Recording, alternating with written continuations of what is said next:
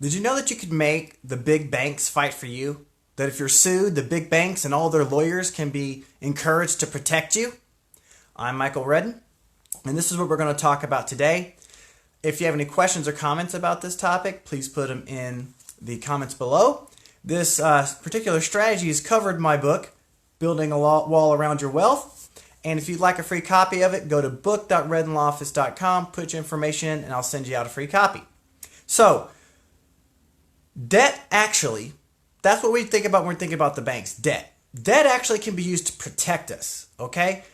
I can tell you, you ask any trial lawyer, all right? It's one thing to get a judgment. It's another thing to collect the money. And we have certain assets usually in our business and in our personal life that, especially in Minnesota, are just ripe for the picking. That's our life insurance if it's got more than $10,000 in cash value. That's most of our business's accounts receivable. Sometimes it's a lot of our business equipment.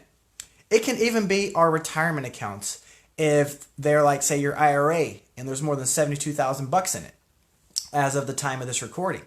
How are we going to protect those things? Just like we do rental property or anything else, we want to equity strip them. If they're underwater, if there's debt against them, then there's going to be a problem with going after them. A bank or someone's going to say, hey, I'm here first, buddy. Pay me. And most of those people who sue us aren't really getting paid by the hour. Their lawyers are going to take a contingency fee. They're going to take a piece of the recovery. And they're not going to want to pay off a big lien and then hope to sell it and recover all that money and do things. They're probably going to go after softer targets, or then because they see everything's got all that extra effort on it, maybe come to the table and negotiate a payment plan with you or a better way to settle that debt. So let's kind of picture this. You've got your accounts receivable, you've got good customers, they're going to be collectible, they're easy targets. You've got your life insurance and things. Or maybe you've got 5 rental properties and there's only one with a mortgage. One really simple way you can do this is to go to your bank and say, look, I want a line of credit, but I want to put it across all these things, okay?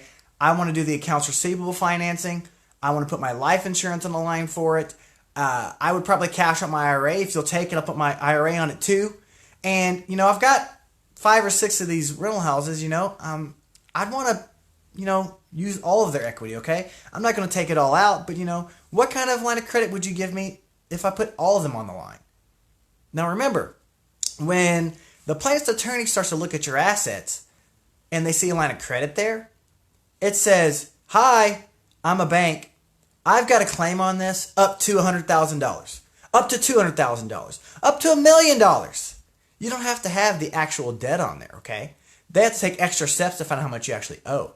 But to put on there how much that's going to go, that, oh man, I have to pay up to $1 million to go after this thing. Is there anything easier to go after?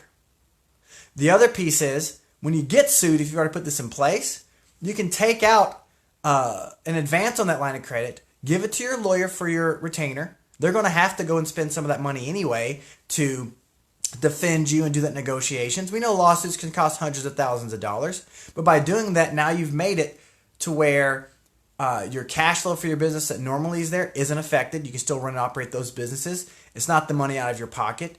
It's a good leverage of debt because now you've taken some debt and paid your lawyer with it and created a lien that's going to protect you. So if it goes all the way to trial and let's say you lose, now they come back and they want to take that house. They want to take those accounts receivable. Bank of America is going to say, wait a minute. That big bank's going to say, hold on. You've got to pay me off first. I've got dibs on this. And my lawyers are not going to let you take it. We're going to fight you too. That's a lot of the extra stuff that's there, right? You can't do this, on the eve of it. You can't do it when it's a rainy day.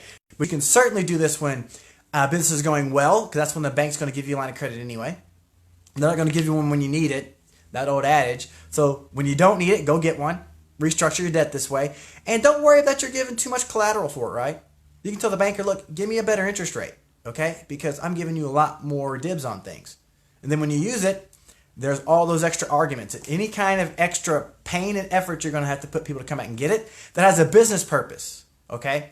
Notice that all the strategy you do, they're business sound, and they will help your business, and they're good uses of credit and things. They're not just to hinder your creditors.